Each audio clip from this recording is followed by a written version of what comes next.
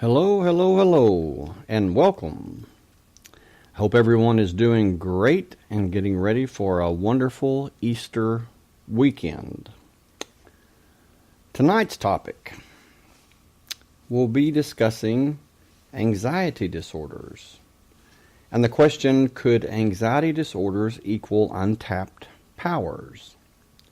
Discussing the possibility those who suffer from anxiety disorders may have untapped powers.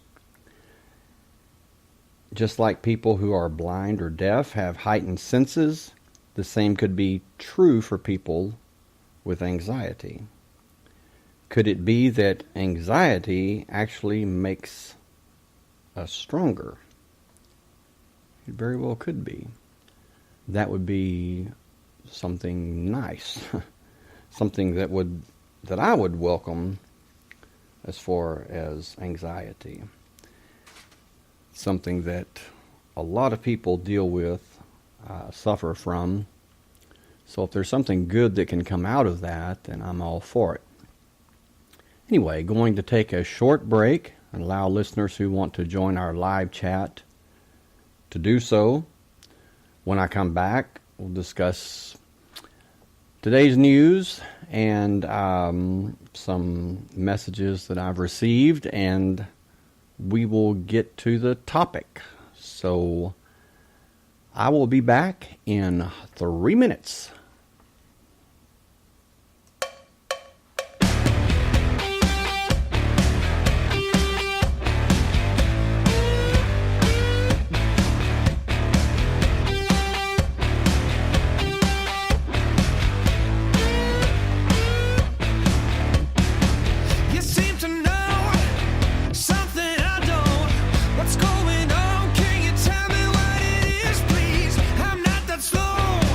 Like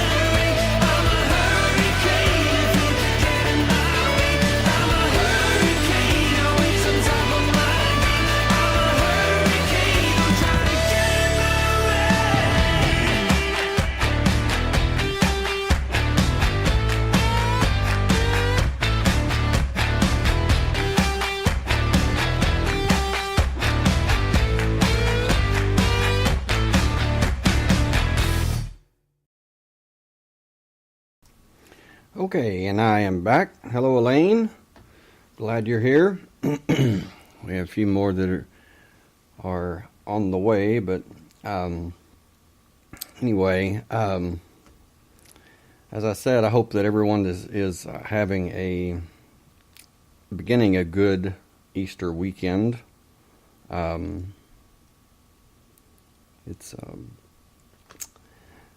seems like that this year is passing by really quick. April will be gone before we know it. I mean, man, this is crazy. But it is really, I don't know, time has certainly increased, it seems like. But anyway, yes, we'll be talking about anxiety and how, way too fast. We'll be talking about anxiety and how that people that deal with the that deal with the uncomfortableness or the disorder of severe anxiety, panic attacks, and things like that, that maybe this is coming from a totally different perspective, but that maybe it could be that that it's actually making those people stronger. That it may not be very pleasant going through it, but if you think about it, what doesn't kill us or destroy us makes us stronger, and it very well could be the case. But I just want to talk about some very rude messages that I've received from people who are just very angry. I mean, just completely infuriated about my opinion and my belief that giants did not exist. Go figure. I never thought that would be something that would really just make people lose it, but man, I've gotten some mailed some messages and emails that just rude. You know, it's like shut your mouth and stop wasting everyone's time. And it's like, okay, well, if you want to send me messages like that, that's fine. But it really goes to show who should keep their mouth shut. In all honesty, I mean, I'm not rude about sharing my opinions. I've had people that have contacted me about my proof that giants did not exist. Well, I don't have proof. I'm giving my opinion, which I am entitled to give. And I have said it is my opinion. I'm not stating it as fact. So therefore, if I'm not stating it as fact, then why are you attacking me as though I am stating it as fact, or I'm trying to somehow pull a fast one or whatever?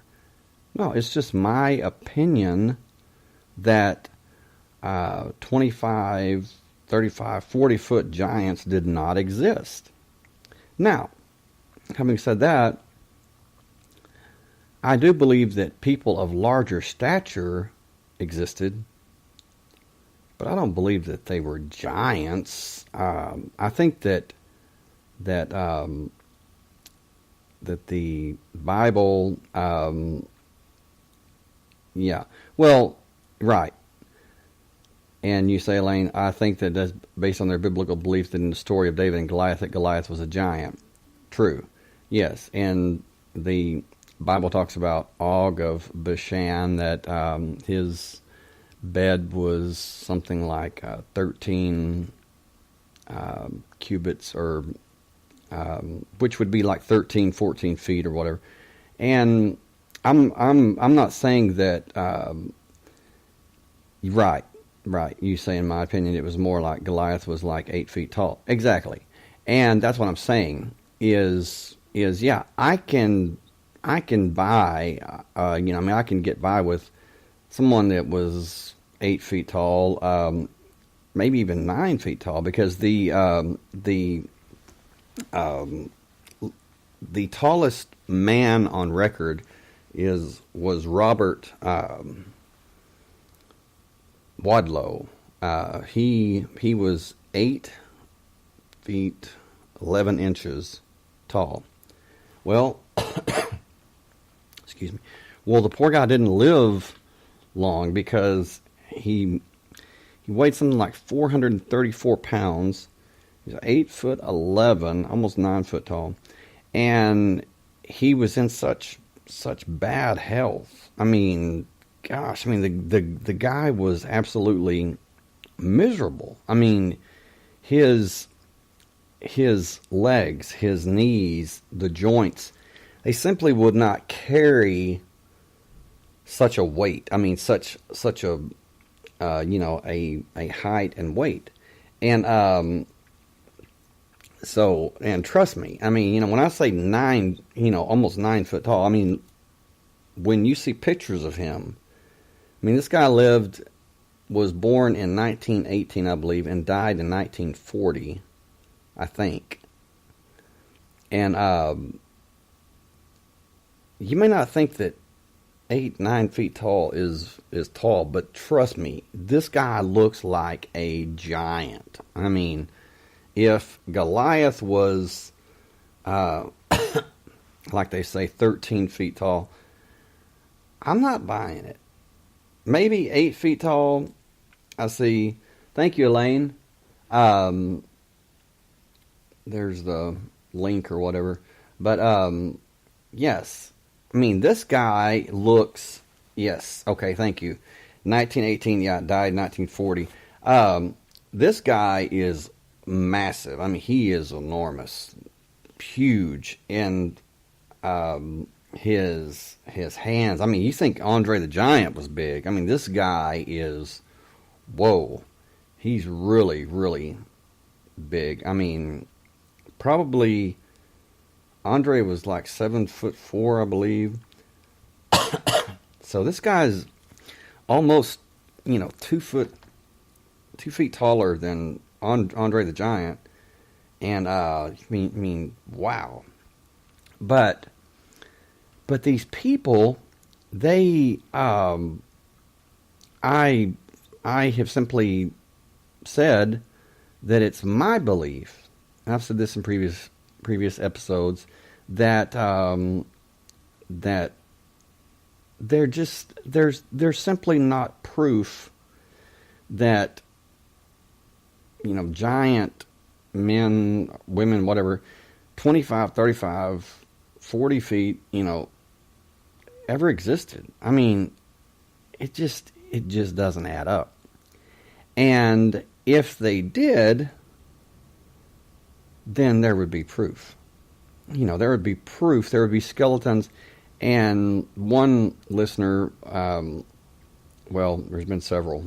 Trust me, this is the people hate me because of I say, show me, like Cuba Gooding Jr. in the movie Jerry Maguire, show me the money, show me the bones, show me the giant skeletons, and hey Patricia, well, it is a man in the UK. His name is Mike Russell, and he is great. And he did it for me this morning. He and his wife did, Isabella. And shout out to them because they are awesome. And yes. So I added the music to that, but he did a great job. I really appreciate that, Mike. Mike Russell, great guy, and his wife Isabella, great couple. But that's the deal. It's in my opinion, if you don't have the proof, then it's, it's kind of hard to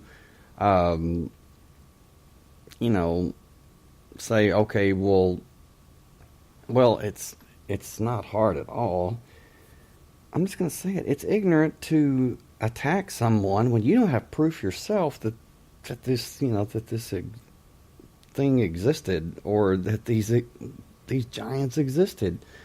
Let's see, Patricia, you say, is he a listener, or does he work for Spreaker? He works for, he has his own company, he and his wife, music, creative, they're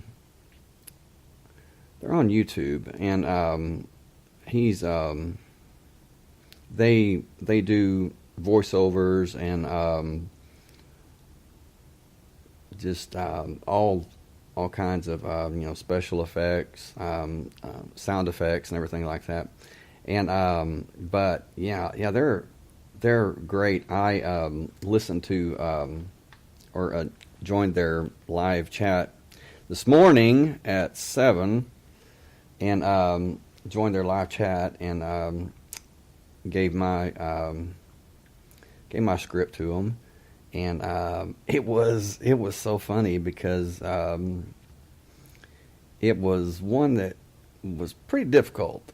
It wasn't just cut and dry, but Mike said he thought it was clever and he liked it. So, but anyway, it was really good. You should look up Mike Russell on YouTube. Great guy, and if you ever need any voiceover work or anything like that, those are the people to call, Mike and Isabella Russell.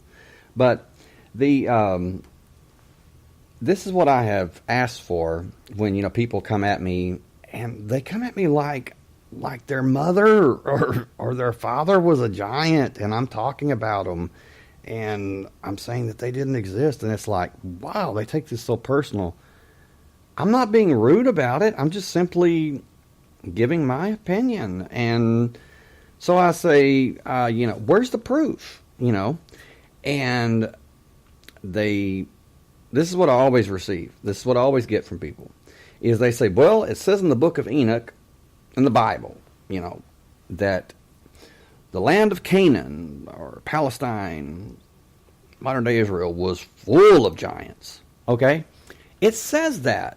I'm not disputing that it says that. I'm not saying that it does not say that. But what I'm saying is many times in the Bible, there's a lot of, it's a lot of it is metaphorical, a lot of it is allegory, and a lot of it is, it's exaggerated. I mean, that's just common fact.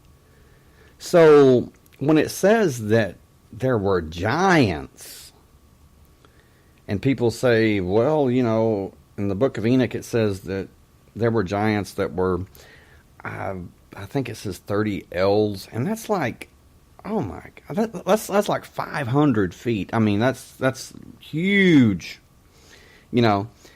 and just because it says that doesn't mean that it's actual truth. I mean, you can't take everything that's written in the Bible literally. If you do, you're going to come to the conclusion very quickly that, hey, this is like a fairy tale. Yeah, there's truth. The Bible is truth, but it's veiled in metaphors. I mean, so it's like documentation, well, it says in the book of Enoch, it says in the Bible, it says in the Quran, it says in this, it says in that. No, I'm asking you for proof. Not what it says, not any documentation, but proof. So then they come up with these pictures. Oh, yes, I am. Yes, I'm getting a lot of hate mail. I mean, people are like, I don't know, it's like, you shut your mouth, you stop wasting our time. You're just meandering, looking for your own meaning, and it's like, no, I'm really not. What I'm doing is I'm sharing my opinion, and I'm free to do that. And if you don't like it, then carry on. You don't have to be rude about it. I'm not rude. I'm just sharing my opinion, and I say it's my opinion. I say all the time, don't believe what I say just because I say it. I mean, do your own homework, do your own research, and, make up your own mind. But, gosh, these people are acting like that I'm trying to overthrow, the giant truth, and it's just not there. And, yeah, right. Exactly. Turn the station. You don't have to listen. And as far as wasting your time, I didn't waste your time. You're the one that listened. So, don't come at me about wasting your time. You're the one that has the power to turn it off. Just because you listened and you weren't pleased with what you heard, how does that make me guilty? Anyway, then they come with these pictures. Well, here's a picture of a 30-foot giant, skull 10 feet in circumference, and you see these men down there, that are, hello, Photoshop, I'm just saying, those are Photoshopped. Those are Photoshopped. And I'm going to get to exactly why that I say that is because there was actually a contest. And the contest is who could produce the most realistic picture of a giant skeleton. And this is documented. People, don't believe pictures you see online and take that as fact. I mean, come on. Have some filters that, and then they come at me with, well, in this newspaper article in the 1800s, there was a farmer who was digging, and he found these skeletons that were, 15, 20 foot tall. And, okay, well, you know what? That's not really proof. I mean, that's hearsay. Right, Elaine. It's like, I mean, if you don't want to listen, then I'm not, nobody's holding the gun to your head, hopefully. But, right, exactly. And I'm not saying that I've had experiences with giants. I mean, but I'm just being skeptical, and I have that right to do so. But it's like, one woman, she's very rude. I mean, she's telling me, you just need to keep your mouth shut, stop wasting everybody's time, and just, she says, it was very difficult listening to you meander and search for your own answers. My grandmother were Hopi, some kind of Indians, I don't know, and they said that there's 25-foot tall skeletons in there. You know what? With all due respect, just because your mama says it, or your grandmama says it, or your great-grandmama says it, doesn't make it true. Okay? And I've talked about that on previous episodes. That's the worst thing that you can do, is to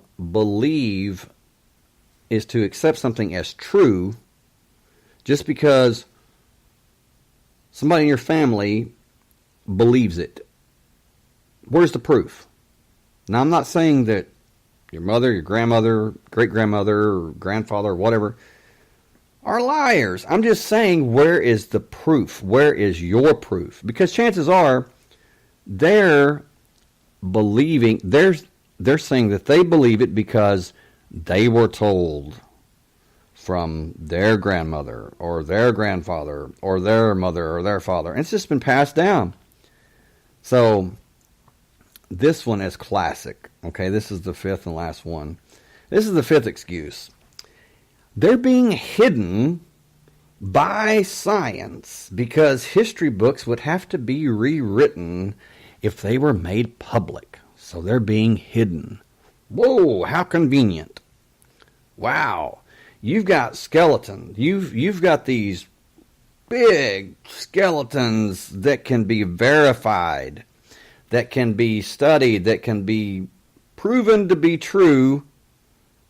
But there's just one catch. They're being hidden by scientists, by the Smithsonian. The Smithsonian, it was reported, destroyed hundreds of giant skeletons that it had collected. And guess what? That story, unlike you people that, you haters that, I don't hate anybody. And when you come at me, hating me, I mean literally hating me, sharing my opinion, hey, look, I'm going to give it right back to you. I'm just a reflection of what you put on me. And truth is I looked up some of these stories, and they've been proven to be false, hoax. From the Truth or Fiction website, trutherfiction.com. Seeking truth and exposing fiction since 1999.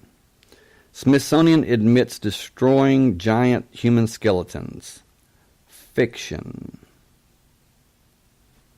You see, when you come at me like you're going to be rude to me, you're going to hate me, you're going to make me look bad, no.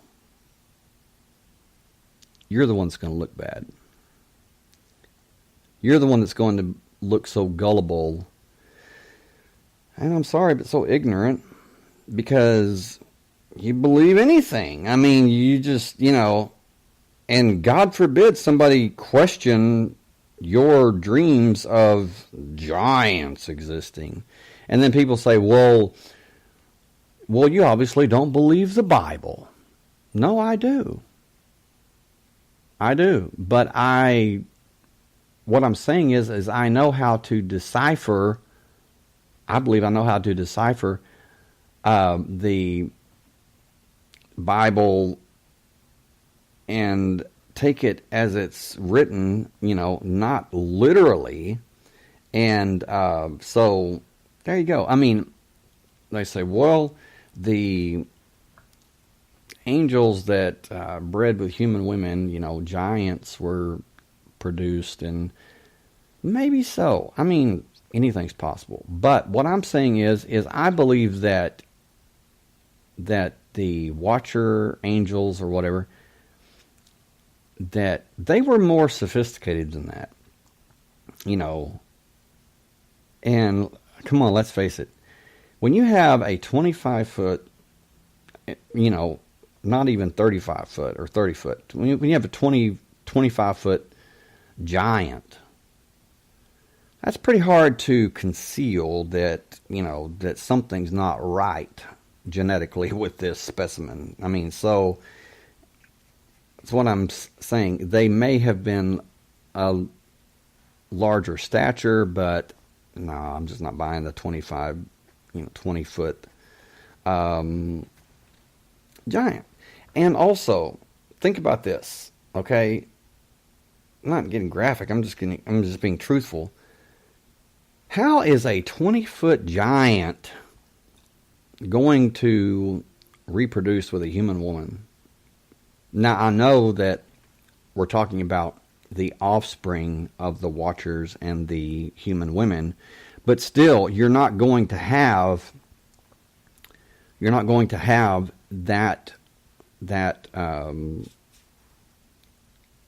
going to have a lot of women that are going to be that size. And let's face it, the plumbing just doesn't work. I mean, when you're talking about, whoa, it's just not going to work. So there again, how does it work? Well, it didn't. And if Canaan, if modern day Israel was full of giants, as many of you say that it was, where are they? Where are they? Where are all these giant skeletons? And then you go to the Photoshop pics and photos, and this is that the Smithsonian destroyed, or they're hiding giant human skeletons, is fiction. This is a summary of the rumor. In an effort to preserve mainstream chronology of human evolution, the Smithsonian destroyed skeletal remains of giant humans found across the U.S. and the world. The truth. This story is a hoax based on theories about giant skeletons that have persisted for hundreds of years. A fake news report by the World News Daily Report, the World News Daily, get that, claimed that recently released documents dating back to the early 1900s proved that the Smithsonian had destroyed tens of thousands of giant human skeletons in a major historical cover-up. The article claimed that the remains were destroyed because mainstream archaeology cannot admit to their existence. Despite the website's disclosure that its content is intended for entertainment purposes, the story was quickly shared more than 60,000 times on Facebook. Seems like people are giant hungry. I don't get it. The website publishes satirical articles and accompanying photos in a way that makes them appear real. But readers who were duped by the story shouldn't feel bad. A number of websites and groups have formed around the theory that giant skeletal remains have been found around the U.S. since the early 1800s. The History Channel has even featured the show Search for the Lost Giants on the subject. A speech delivered by Abraham Lincoln during a visit to Niagara Falls in 1848 is often used to lend credibility to the giant skeleton theory. Speaking about the unique appeal of Niagara Falls, Lincoln said, "But still there is more. It calls up an indefinite past. When Columbus first sought this continent, when Christ suffered on the cross, when Moses led Israel through the Red Sea, nay, even when Adam first came from the hand of his Maker, then as now Niagara was roaring here. The eyes of that species of extinct giants, whose bones fill the mounds of America, have gazed on Niagara as ours do." Okay, well, they're like, right, Patricia. I mean, yeah, and it's like, I really wasn't understanding why I was receiving all this these comments and like, I don't know, like 7 or 8 comments, like boom, boom, boom, and it's like, shut your mouth. Don't waste our time. You suck.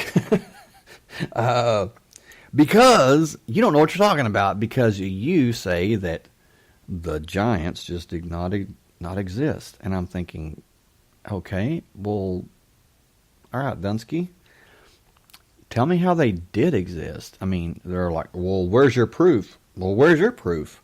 I mean, I'm serious. I mean, what? I can't give my opinion, but you can give yours? No, it doesn't work like that. I have a big mouth, and I don't intend... It's been open for 50 years. I'll be damned if I'm going to close it now. You know what? I'm going to even talk more, just to give you something to, I guess your life's pretty boring. Must be. I mean, because, you have to go around, and, harass people and everything. So, yeah, I would say it's pretty boring. So I'm going to give you a lot to talk about. Yeah, I'm saying the giants did not exist. People of big stature did, but not giants. Well, one lady comes to me and she says, I cannot make this up, okay? She says, in the early 2000s, the military discovered a giant 12 to 15 feet tall, white skin, red hair, cannibalistic, 6 fingers, 6 toes, living in a cave in Afghanistan. And I'm like, okay. What military? And what cave? And 12 to 15 feet tall. Was it 12? Was it 13? Was it 14? Was it 15? Come on. If the military did discover some giant of this stature, they would know exactly how tall this thing was. And what was amusing about it was she said it had white skin, red hair, 6 fingers, 6 toes. Okay, she got all this, and it was cannibalistic. I don't know how she knew that. I guess it was eating like an arm bone or leg bone or whatever. And got the fingers, got the toes, got the white skin, the red hair, but not too sure on if it was 12, 13, 14, or 15 feet tall. Not really sure what military it was. But, needless to say, hey, she read it, she believed it, because it was something that was reported, or something that was online, and therefore it has to be true.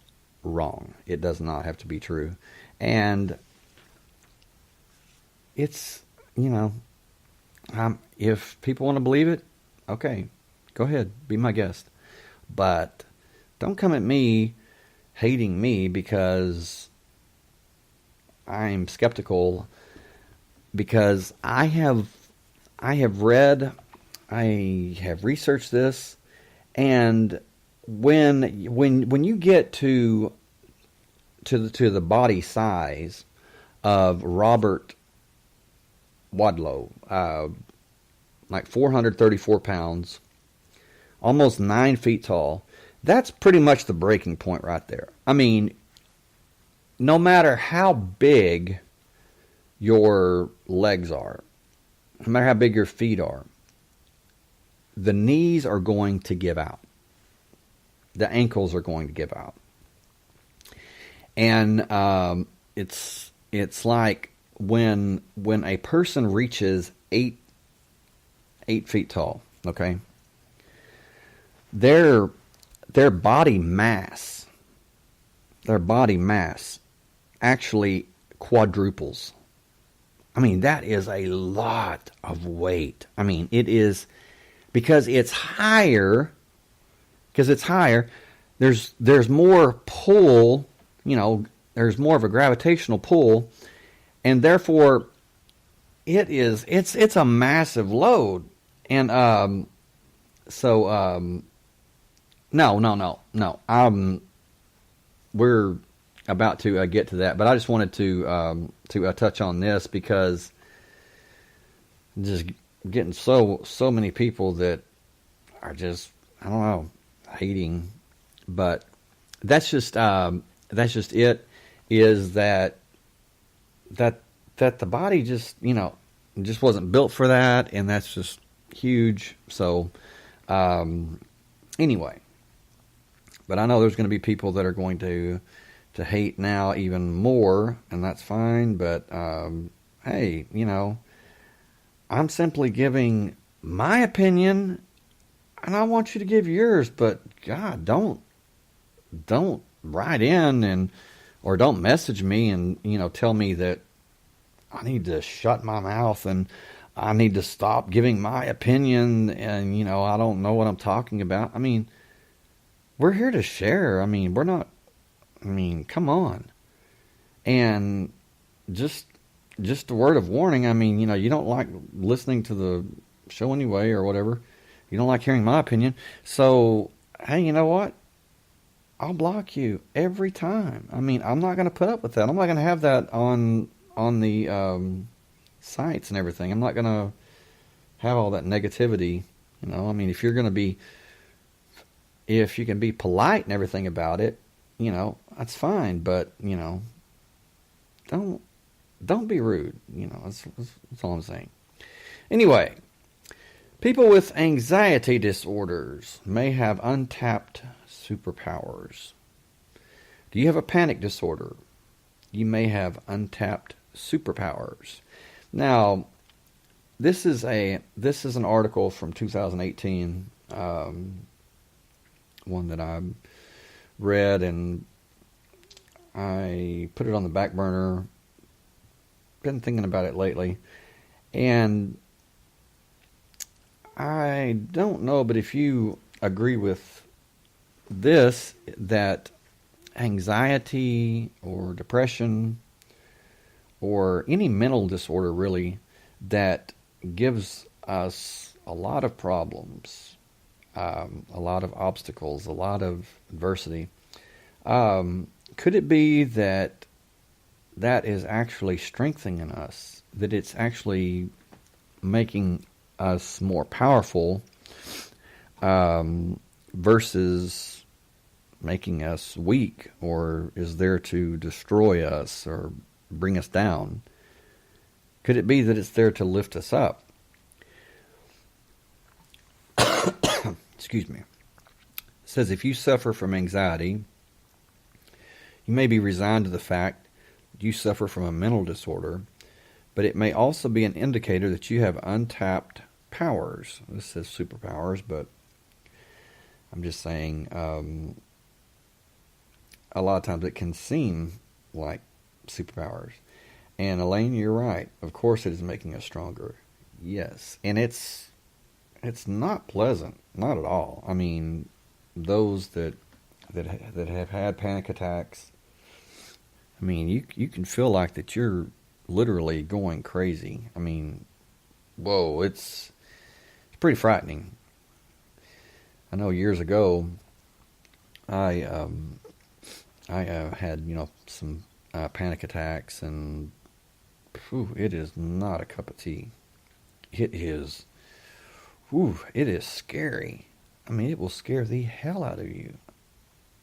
I know it did me. And I thought I was going crazy. I was like, whoa, what's going on, And your mind can play tricks on you like you would not believe. Elaine, you say, it's like the phoenix. You have to go through an adversity in order to get through the situation and make us stronger. That's absolutely right. Patricia, you say, I've heard that those who suffer from depression are more prone to be realistic, but that's the only thing I can think of as even being close to an untapped power. Well, there's also empathy. Those who suffer from depression, anxiety, tend to have a much higher level of empathy than those who don't suffer from depression or anxiety. This says so even if you think anxiety just causes fear, you might be in for a surprise. Just like people who are blind or deaf have heightened senses, the same could be true for people with anxiety. They have some quote-unquote superpowers. And if you are dealing with anxiety, continue checking out to discover if you have a few of these powers. Elaine, you say, I had panic attacks my last semester in college, global finance, business statistics, and differential calculus. Yeah, Patricia, you said I didn't even think of that correlation. Well, anxiety causes increased empathy. People who suffer from panic disorder, severe anxiety, or severe depression are more concerned about how others are feeling than individuals who do not have this disorder. Their empathy is much higher than others' empathy, and the majority of people cannot comprehend it. Also, people with anxiety, this is very choppy. This is also people with anxiety notice feelings better than the rest of people. Notice other people's feelings. Yeah, calculus is not a cup of tea, is it? It says, and the good idea here is that compassion is extremely important because we can help individuals who we might not know.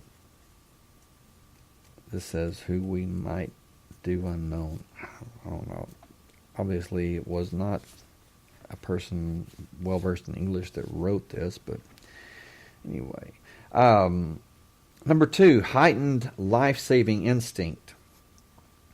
For those who do not know, anxiety comes from back in the time, and it was utilized as a survival mode that let individuals understand whatever that was happening around them.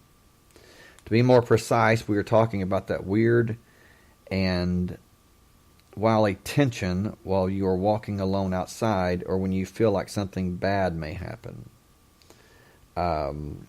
So it was a built-in survival, kind of like survival instinct where you were, on alert. Call it instinct, intuition. It says, in accordance with a research study in the European Journal of Psychology, people with anxiety discovered danger and had the ability to respond faster to it than others, which is good. I mean, it does its job. You say, Patricia, I know now how to differentiate between those who are truly suffering from depression versus those just acting depressed like some sort of trend. Find the empaths. Yeah, that's right. Very true.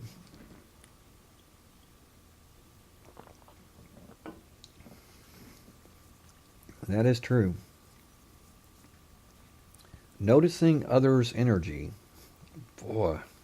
And that's something I want to, touch on, is that could be the reason why that people go through depression or people suffer from anxiety to begin with, is they not only notice other people's energy, but they absorb it.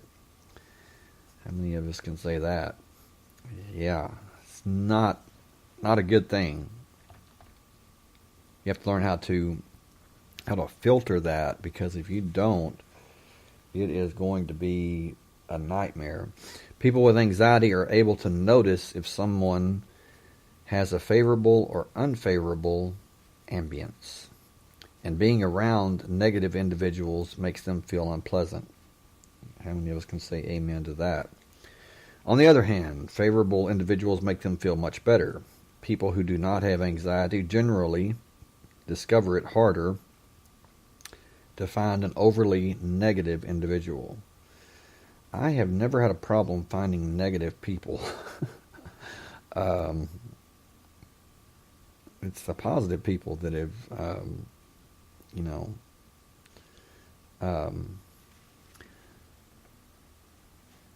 Patricia, you say, by the way, is this what you wanted to talk to me about, my depression in the last podcast? Yes, somewhat.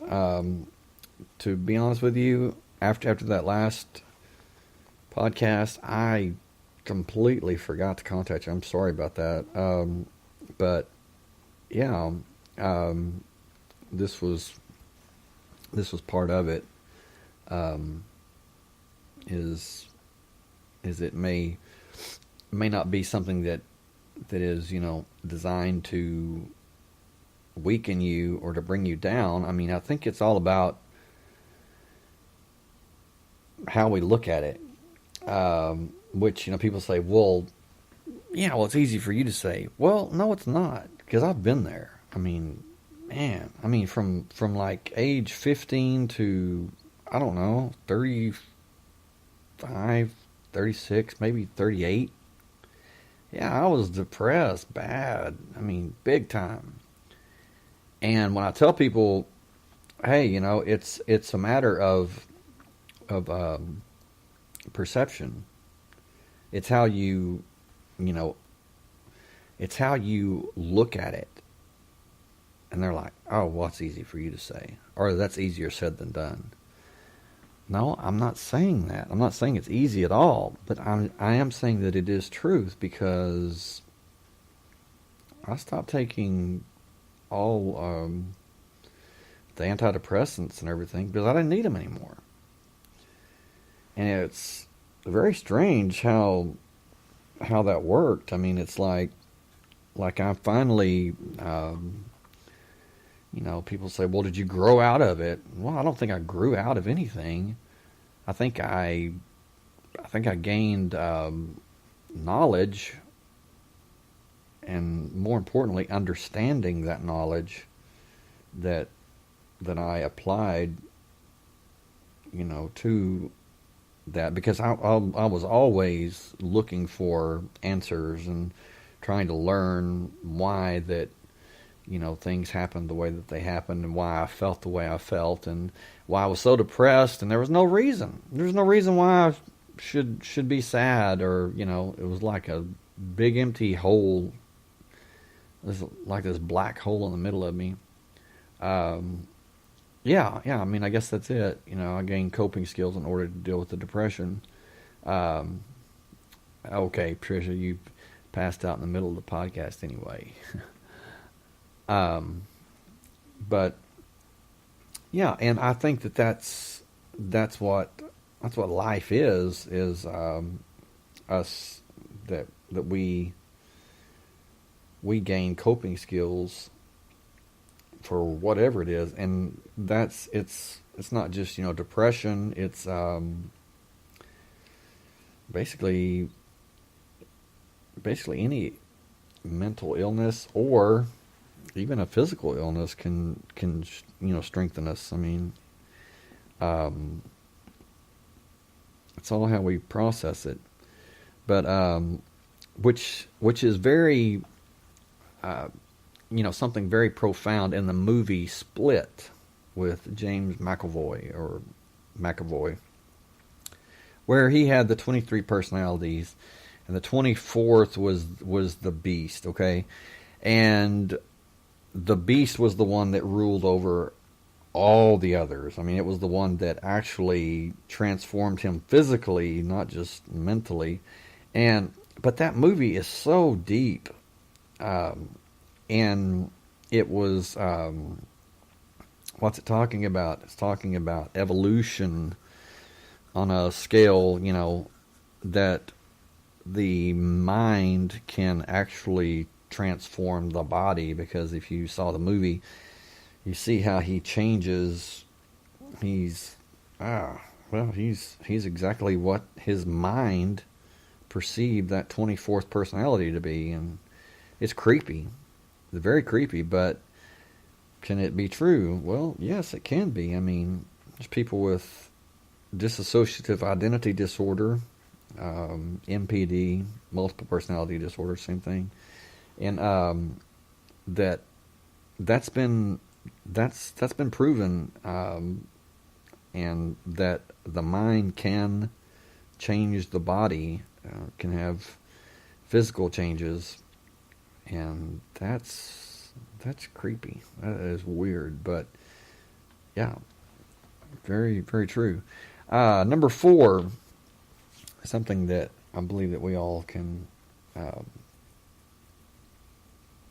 embrace: seeing through lies. These individuals that suffer from anxiety, depression, as we discussed, are always more prepared to conserve their lives than others. So that makes them more mindful and capable of seeing through lies and falsehood. Although you may think that they are weak, they are in fact much braver than you can imagine, much stronger than you can imagine. Individuals with anxiety would be the first ones to see if something does not seem right. If something that somebody has actually said does not match, they will point it out. They just require a minute to take the nerve in order to respond. Yeah, I think that's a good description. Sometimes in the past, it's gotten me in trouble when I don't take that time to respond, or to put everything in order. Now I'm going to respond, and it's always best to take your time, then jump to conclusions. Number 5 it says higher intelligence. My view on this is I think intelligence is relative, depending on where you're at, what your experience is. Like if you're in the desert, then the shepherd in the desert, or the desert dweller that would not be intelligent in the city, would be the Einstein in the desert and would save your life, and vice versa. If he was in the city, things would change. So I think intelligence is relative to each person, each circumstance. So it says that people with anxiety, depression, that they overanalyze and overthink everything. I think that's true to some degree, until you learn not to do that. That's very difficult. But it's because if you want a prescription for disaster, or for unhappiness, or anxiety, depression, everything, just write yourself a big dose of overthinking, and you'll get it. Remarkably, they understand what the results would be in every circumstance they may find themselves in. Well, I would say, instead of results, I would say probability or possibilities. I wouldn't necessarily say results, because results to me would be the end result. I would say possibilities of every circumstance. Number 6, vivid imagination, which would be thinking about the different possibilities. And when I say vivid imagination, it's beyond vivid imagination. It is incredible.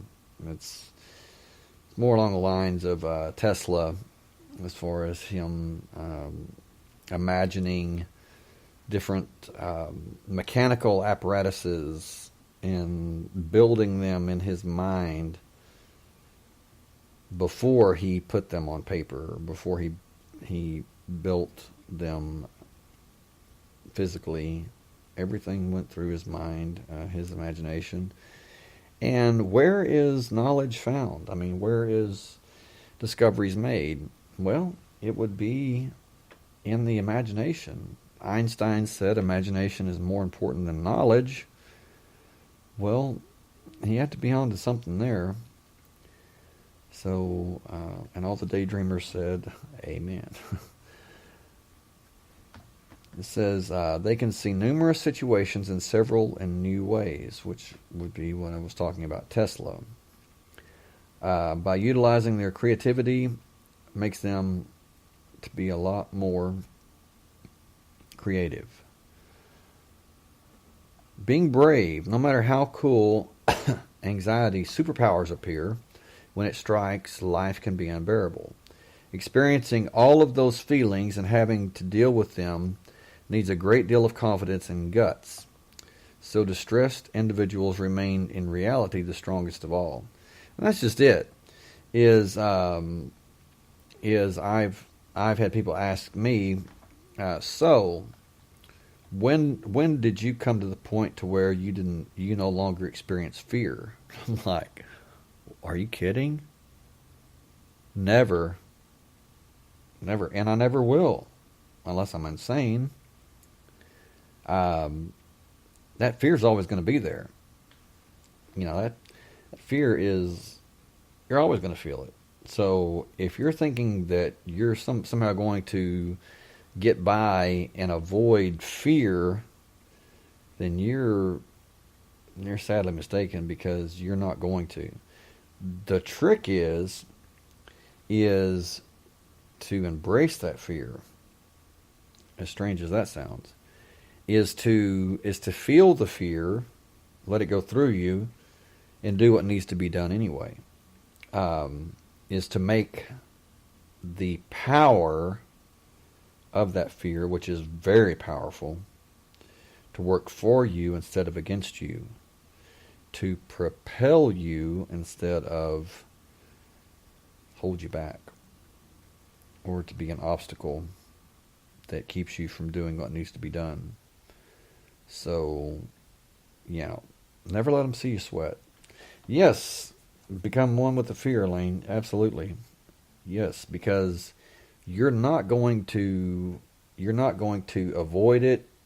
You're not going to somehow jump over it. Yes, absolutely. You hit the nail on the head. It works through you. Yeah, because it's not going anywhere. It's going to stay there. And, people say, well, fear works against us. Well, not really. It just does if you allow it to. But fear is there for a reason, and that is to protect you. I mean, in all seriousness. It says, number 8, efficient in making great decisions. Individuals with anxiety tend to worry about whatever, so when it concerns decisions, they overanalyze and overthink everything. So it's like you can make great decisions, you can make big decisions, but a lot of times it's the small decisions, it's the smaller things that trip us up. It's very strange with that. You may worry about like small things, but big things that are very important, you don't worry so much about that. And I'm guilty of that. I mean, it's the small things that get me. So, see, Elaine, you say, like Hunter said, I'm not going to allow my fear, anyone else's fear, to ruin my chances of following my dreams. Hey, that's great. That's absolutely great. That's what I'm saying, all summed up into one sentence. Yes. It's like, absolutely, and I think everybody should adopt that, is don't allow anyone's opinions, anyone's fear to ruin your chances of following your dreams. Yes. And if your dreams don't scare you, or they don't cause you some fear, then they're not big enough. Challenge yourself and think big, and know that you're without limits, and that you can make your dreams come true as much as you want to. I mean, it's all in your power. So, it says that according to behavioral science, nervous people are fantastic leaders. They are much better than individuals who are constantly favorable. No matter what your opinion about people with anxiety is, you need to know that they are fantastic people. You say, Elaine, like tonight, he had to go on stage with stomach flu and sore throat. Oh, man. That is rough. But the show must go on, right? And if he gave in to stomach flu, sore throat, whatever, yeah, that wouldn't be good. So, and he has a lot of people looking up to him, and not just in the band, but I mean, fans and everything. So, yeah, that's more power to him. And that is going around. Stomach flu and sore throat and all that. Ugh, it's not good at all. Besides their overthinking, people with anxiety, depression are capable of achieving fantastic results in their lives. Why? Because they are so tedious with their thoughts, with detail, with just like you were talking about, Elaine. The show must go on. Commitment. That's a lot of people would say, well, I'm sick, so therefore I'm not going to do it. People will understand. Well, maybe so, but he doesn't have to worry about if people will understand, because the show must go on, and he's going to make sure it does. So, yeah, my hat's off to him. You say, right, and he already had a commitment and wasn't going to allow the fear of failing to stop him. That's right. Absolutely. And that fear, that energy, that power, he is moving him forward, which is, in my opinion, that's giving him the power to do what he's doing, sick, and do it well, versus giving in and folding. This right here sums it up. Being ready, no matter what. Being ready about whatever in life, whatever life throws your way, makes them special. And they are one of the greatest individuals surviving on this planet, or living on this planet. Although many may think that anxiety is everything about distressing and not doing anything, it is far more than that.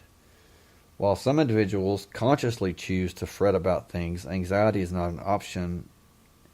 It is not just a concern. It looks like some tripwire in your brain that's not working anymore, and you cannot find a way to control it. That's very true. So, it says, and often individuals with anxiety experience anxiety attacks, or panic attacks, which are difficult to describe if you have not experienced them. They are, whoa, I mean, before I did, I thought I knew, but I didn't. I mean, when your mind can play tricks on you, which is very difficult to even describe that, but it's the truth. When your own mind plays tricks on itself, whoa, that is so scary, because with me, it was like I wasn't in control. Yes, absolutely, Elaine. Just like a heart attack. I mean, you're like, whoa. If not worse, because, I mean, it's, man, I mean, I literally thought I was going crazy. And I didn't know what the hell was going on. And what's very strange about that is I had what I guess you could call, well, first let me read this. You say, being the type of person I am, I cannot be with a highly wound up person or one with a lot of anxiety, because being an empath, I receive their energy negatively. At least I have the knowledge to know this, and that would be good for that other person. Yeah. You say like a heart attack or anaphylactic shock. Ooh, yes. With me, what was so weird was I had this like vision. I know this sounds strange, but I had this like vision where I was there. I mean, I was there in my mind. I woke up. Very strange. I woke up, and this was like in the daytime. I mean, I was not asleep. I was like laying down, very relaxed, and I woke up, and yes, throat closes, heart pounding, yeah, pouring sweat, um, and I couldn't catch my breath. I was like hyperventilating, and I woke up, and I'm looking around, and I'm in this what I thought was a hospital room, and it was completely white, like like the white sterile walls, and there was two doctors there. They had stethoscopes, and there was a nurse there, and the doctor, like the main doctor, he said, we have gone through your phone, and he says, and you have no one we can call. And that just, his voice just kept saying, and you have no one we can call. You have no one we can call. And that was just, oh. And then I came to my senses where I really was, I mean, I was no longer in that vision or weird dream or whatever it was. But this is what's so strange about that is a week later, I have car trouble or something, and I'm walking to a payphone, or to a restaurant or something where I can use their phone because my phone's not working. Go figure. And I'm walking, and it's like at night, but it's close to 100 degrees and very humid. And for some reason I pass out and hit the highway. I mean, where I'm walking, and I wake up in the back of an ambulance, and that's where I saw the what I thought were two doctors, two paramedics, and the woman, she wasn't a nurse, she was a paramedic. And what are they saying? the paramedic saying, we've gone through your phone and you have no one we can call. And I'm thinking, oh wow, I've been here. So I knew I was all right. I'd been there a week before. I mean, how strange is that? And yes, and they said that my blood sugar was like 40,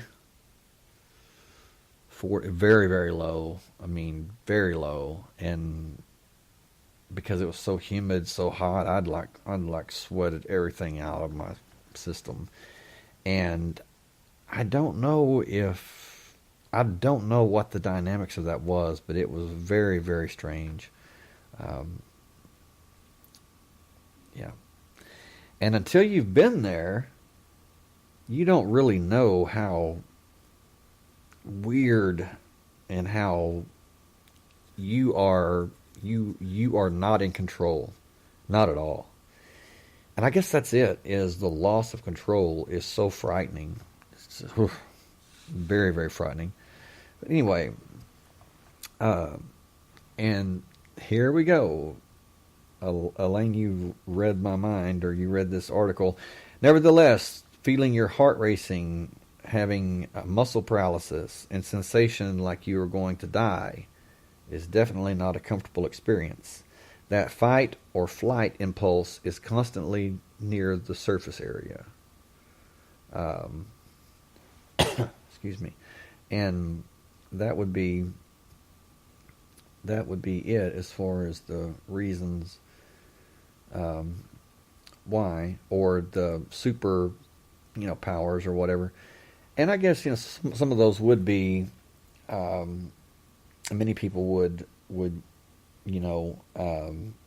look at those as superpowers, especially the empathy. There's many people that they have some level of natural empathy, but as far as really the deeper degrees, they don't really know that much about. It's like I ask people, well, can you put yourself in someone else's shoes? Can you experience what they're experiencing from their viewpoint? And they're pretty lost, you know. They're like, well, I can imagine how they feel. I'm like, well, can you feel how they feel? Can you go that far? And years ago, many years ago, they called a person that could do that an ID taker, and I think that comes from the term idea taker. It's where you could, take someone's idea, or you could take someone's ideology, to where you didn't really wonder or surmise how they felt. You could literally put yourself in their place, and you could feel what they were feeling at that time, and you could feel their joy, you could feel their pain, you could feel their fear, anger, whatever. And Elaine, you say, no, I've lived through a few of them. Yeah, it is really, really beyond frightening. You certainly don't want to go through it again. And with me, it was like I was so afraid I was gonna have that happen again, and I did not want to go through that again. Very frightening, but yeah, an anxiety attack will give you anxiety. Absolutely, it sure will. And I'm not so sure that that's not what many people suffer from. Is they go through one thing, something very, very traumatic, and then it's the fear of that causes that to persist. Not necessarily being in a constant state of anxiety. Maybe so. It's a constant state of fearing it taking place again. Yeah. So anxiety will give you anxiety. And that's sad but true. Anyway, do you want to add anything to that? I think I'm going to call it a night if you don't. And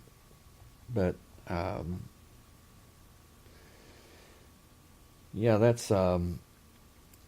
that is one thing about anxiety and depression that may bring comfort to people, is that it can sure make you feel weak, make you feel powerless, and just knowing this, just knowing that no matter how bad it gets, that what you put behind you, what you pass, what you confront and you put behind you, that's something to keep in mind, is what you have overcome. And you say you need to identify your triggers, what causes them. Absolutely. And when you do identify those triggers and what causes them, should you learn how to deal with those, or should you learn how to avoid those, or Um, kind of tricky. I guess it would depend on what the triggers were, or what the triggers are. But definitely many cases I would say avoid, but there's some where it's just not possible to avoid. Yes, thank you. I'd say it's all about coping skills. Absolutely. That's true. About coping. Yes. But it's like instead of, feeling that weak and powerless, remember what you have overcome, what you've faced, and look at where you're at now versus where you were, a year ago, 5 years ago. So, Elaine, you say, how do you cope with loss, success, work, relationships? Right. Absolutely. If you know your triggers, then you can have an action plan. That's true. And you can take action. That's very true. If plan A, plan B, plan C, if certain scenarios happen, yes, always have a backup plan. There's always another way. Always another avenue. It really is the most important skill set of all. Yes, I agree. Coping skills. And people say, well, okay, well, I have to cope with fear, I have to cope with disappointment, failure. No, you really have to cope with everything, even success. You have to cope with things when they go wrong. You have to cope with things when they go right. So you have to cope with failure. You have to cope with success. I mean, and you say, yet we don't teach it. Well, maybe that's something that we should teach. And I wonder why that's well, that's true. You say even parents don't teach it anymore, it seems. That's true. A lot of parents are say, just deal with it, or pull yourself up by your bootstraps and deal with it. Well, yeah, I've been told that many times by by people that I guess they meant well, but it really didn't help. I'm thinking, okay, all right. So what's next? You say a lot of parents have no clue. Well, that's true. Or it's like, could it be that they put themselves in their child's place, and things are a lot different now than they were 20 years ago. Yeah, I mean it's a lot different. I mean, I would like to say that, well, things now are like they've always been, and everybody. No, that's not necessarily true. The world's a much different place, especially after 20 years. That's why now, I mean, I think about, people say, well, you're 50, you're not too young, you're not too old to have children now. And I'm thinking, yes, I am. I mean, can you imagine? I mean, I've never had kids. If I have a kid now, I mean, the kid's 20, I'll be like 70, I'll be more like a grandfather and there's no way I could like relate to I don't know. You say, like with the grandbabies, she took your toy. How do you feel about that? What are you going to do? Cry, scream, or get a different toy they might like better to get your toy back that you want. You have that choice to make in order to achieve the outcome you desire. Yes, and that's it. Is choice. You have the choice to make in order to achieve the outcome you desire. It's all about choice. Definitely.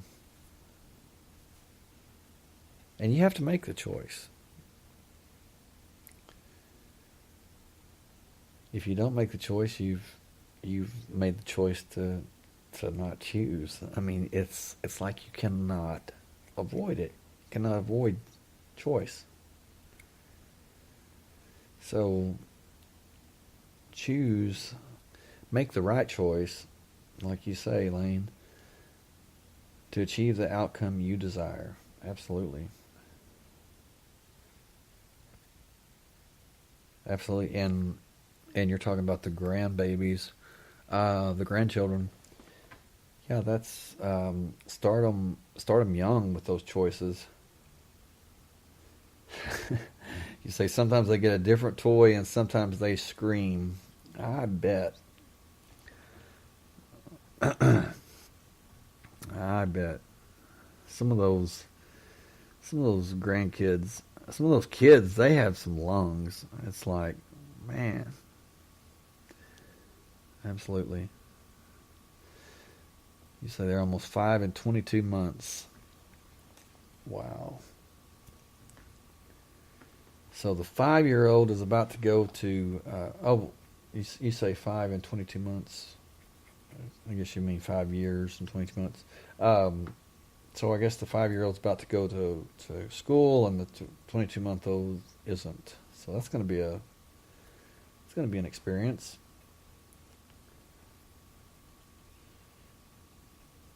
And I think the 5-year-old's ready for school, but is school ready for her? That's the question. But yeah, that would be something.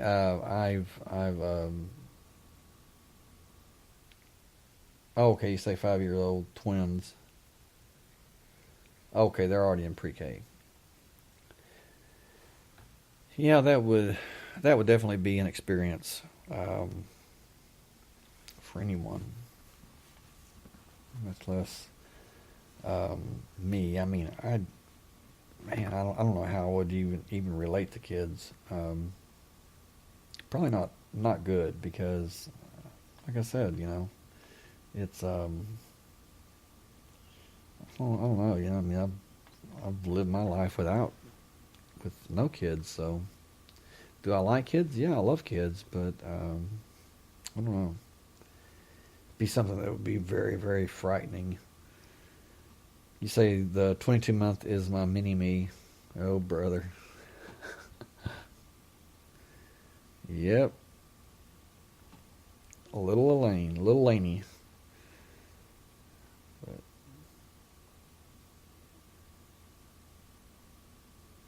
definitely something that I wouldn't pass up. I mean, I didn't choose to not have children. I was not able.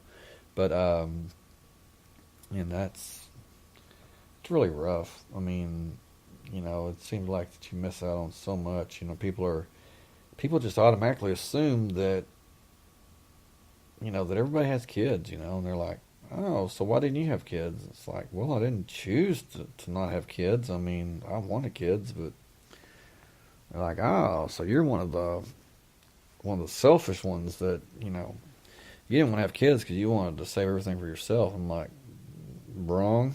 You say we're learning lately about saying excuse me, and the cutest thing is to hear the littlest ones say it when adults are talking and they need to interrupt. That is cute. Yes, my children are the fur babies. Yep.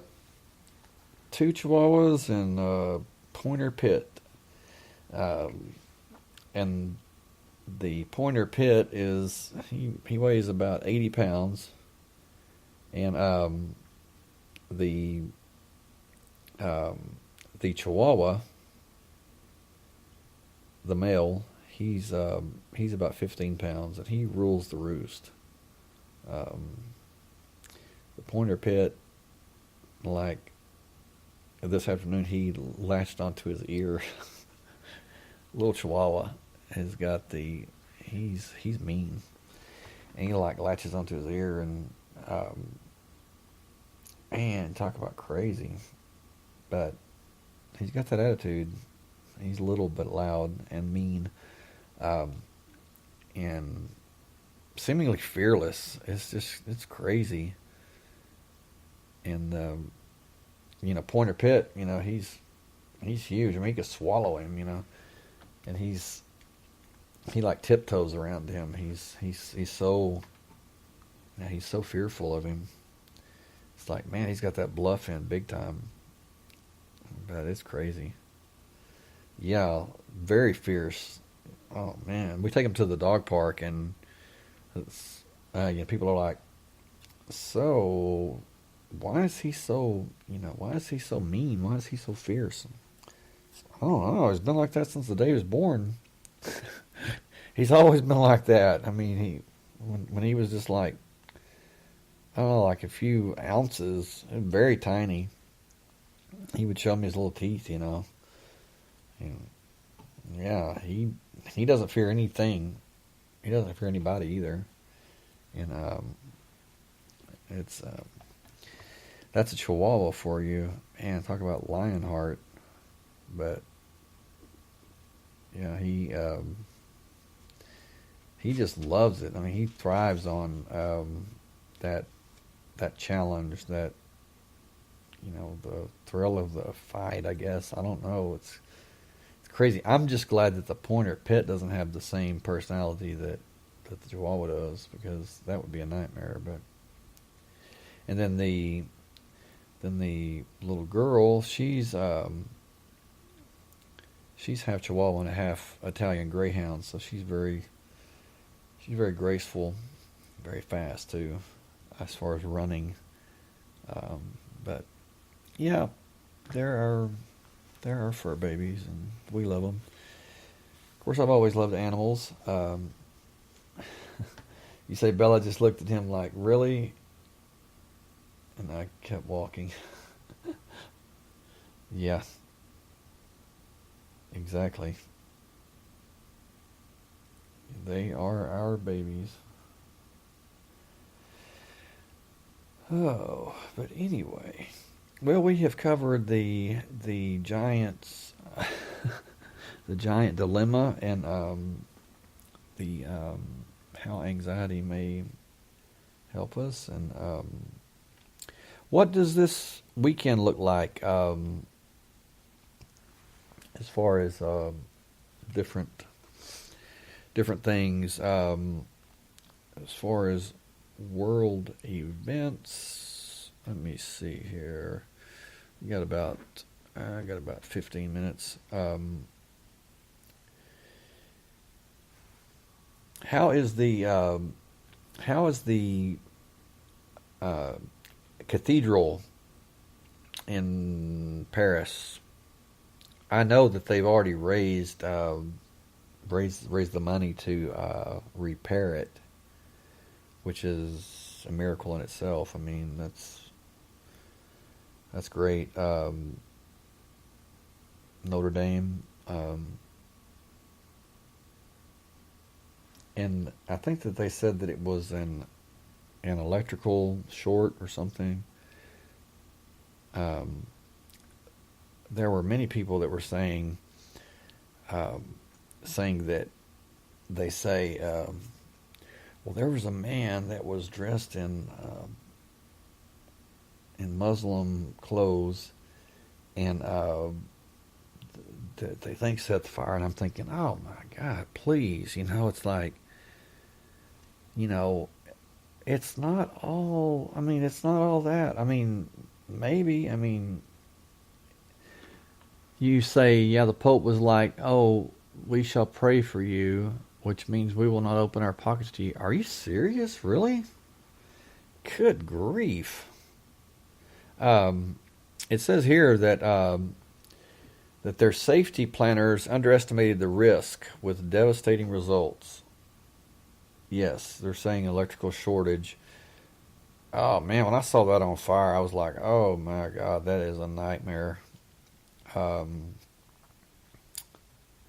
Says the architect who oversaw the design of the fire safety system at Notre Dame acknowledged that officials had misjudged how quickly a flame would ignite and spread through the cathedral, resulting in a much more devastating blaze than they had anticipated.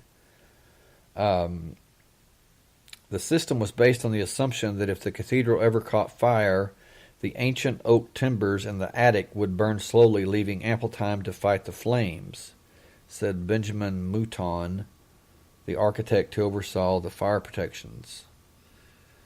Unlike its sensitive sites in the United States, the fire alarms in Notre Dame did not notify fire dispatchers right away. Instead, a guard at the cathedral first had to climb a steep set of stairs to the attic, a trip Mr. Mouton said would take a fit person 6 minutes. Only after the blaze was discovered could the fire department be notified and deployed. Yeah, that was crazy. You say it was all hands on deck moving that artwork. Oh, wow, I bet. My God. It says that means even a flawless response had a built-in delay of about 20 minutes from the moment the alarm sounded until firefighters could arrive and climb to the attic with hundreds of pounds of hoses and equipment to begin battling a fire. Yeah, by that time it's engulfed. I mean, that's crazy. And then this man says, I was stunned by the speed with which the oak in the cathedral burned. Really? I mean, well, he says, oak that old can't burn like a match. It's absolutely incomprehensible. I don't think so. I think just the opposite. I think I mean, if it's dry, yeah, it's going to burn quick. It says, but fire safety experts said that Mr. Mouton and his team underestimated the risk, and that the fire response they designed was far too slow to fight a blaze in time. Absolutely. And then here they have a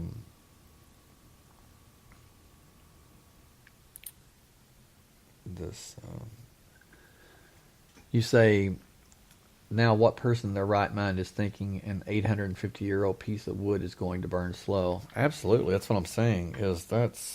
I think just the opposite. I think it would burn very fast. Let's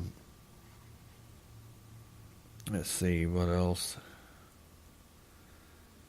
Yeah, one man. This is a different guy. He says once lit, it's like throwing a match into a matchbox. It's impossible to put out. For him, the surprise was not that it burned this week, but that it didn't burn before.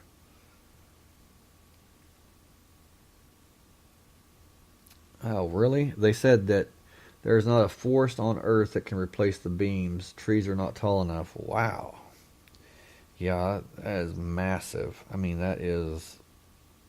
it's really, really, yeah, I can never be the same. That's for sure. The response time to the cathedral fire was a 31-minute gap. Wow. You know, you pretty much hang it up at that. I mean, 31 minutes? I mean, it burned for 31 minutes before they even called. The call finally went out after 31 minutes to dispatch firefighters. That's insane.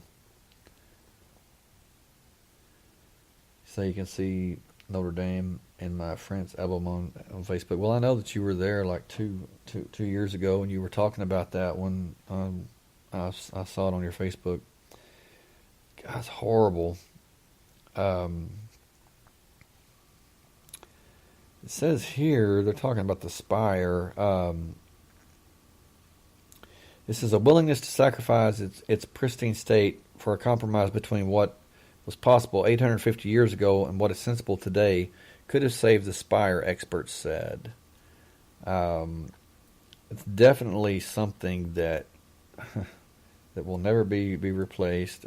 It's just a loss. I mean, and it says that it was a tinderbox. It was just waiting to go up in flames.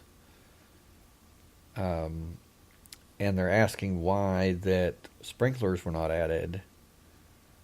And said, well, they would drain the whole structure. Well, maybe, but, you know, if sprinklers had been installed, maybe it would have saved it. Especially with the 31-minute lag time. That's crazy. That's insane. But it's the roof and spire completely gone now, and like you said, Elaine, there's trees aren't big enough, and that's crazy. Yeah, it's very sad, very, very sad.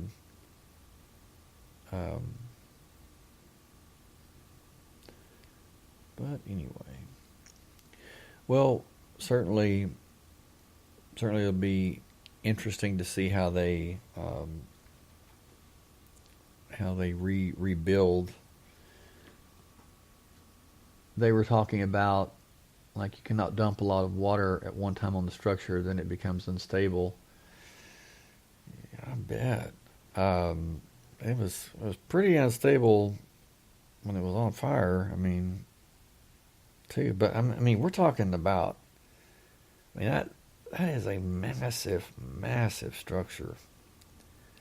I mean, like, huge. I mean, pictures, they just don't do it justice, do they, Elaine? Wow. I mean, we're talking like probably one of the wonders of the world, really, if you get right down to it.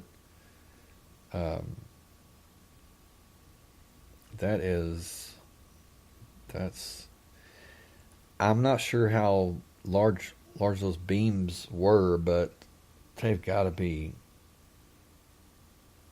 you know, they have to weigh like tons. I mean, and you say, and the inside was so gorgeous. Oh yeah, it was just. One thing that I was very, very happy about was that the stained glass wasn't lost. You know, didn't burn.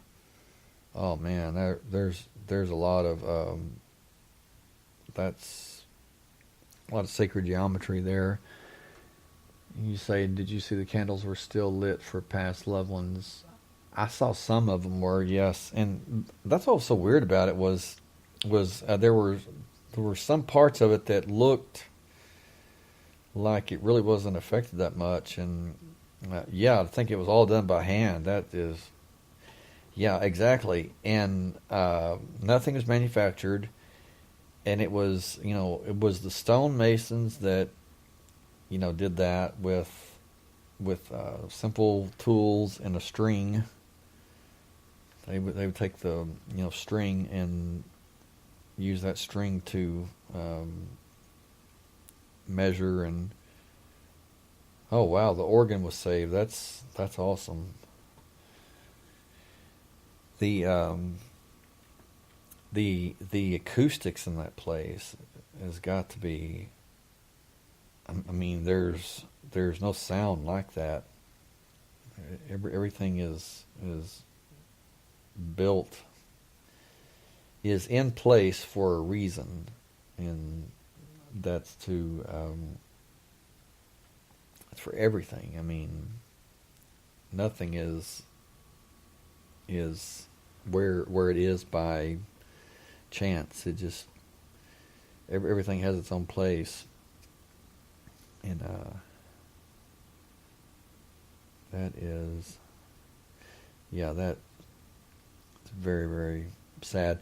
One thing though is maybe they would maybe this will help future cathedrals, or more cathedrals, maybe they'll put sprinklers in. I don't know, but you say when I was there, it was on a Sunday and they were having church. They're in the middle, and there's a tourist go all around from the right to the left. Yeah, that is amazing. It really is.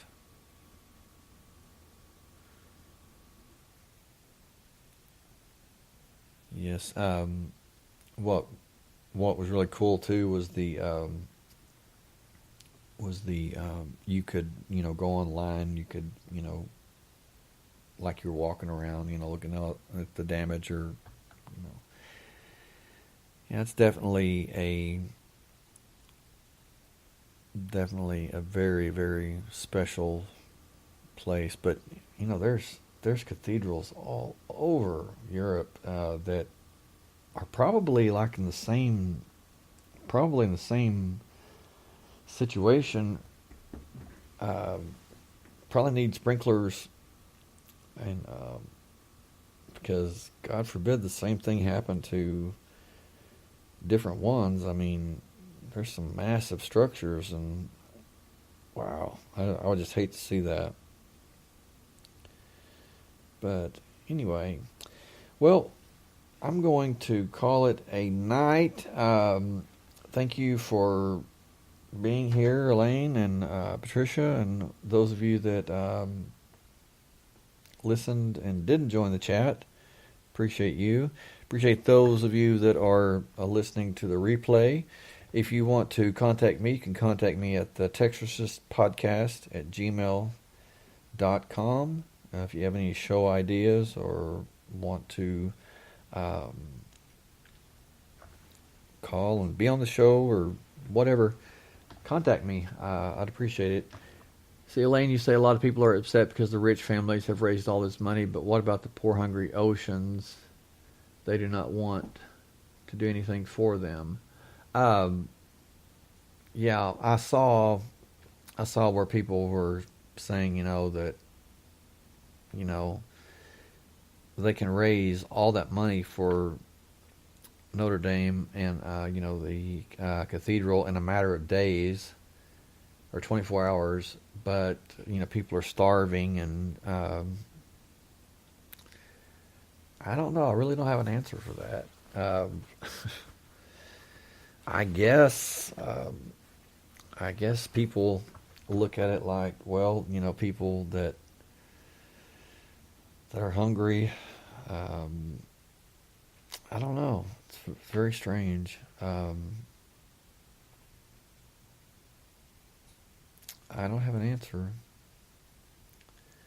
Yeah, but people are upset, or they're wondering why that is, and I don't know. It's very strange, but they did. You say God will atone for their sins. Yeah. But that was pretty surprising at how quick that money was raised. You too, Elaine. Good night, sweet dreams. And to everyone, good night from Texas. Love and light to you all. Love you all. See you next time.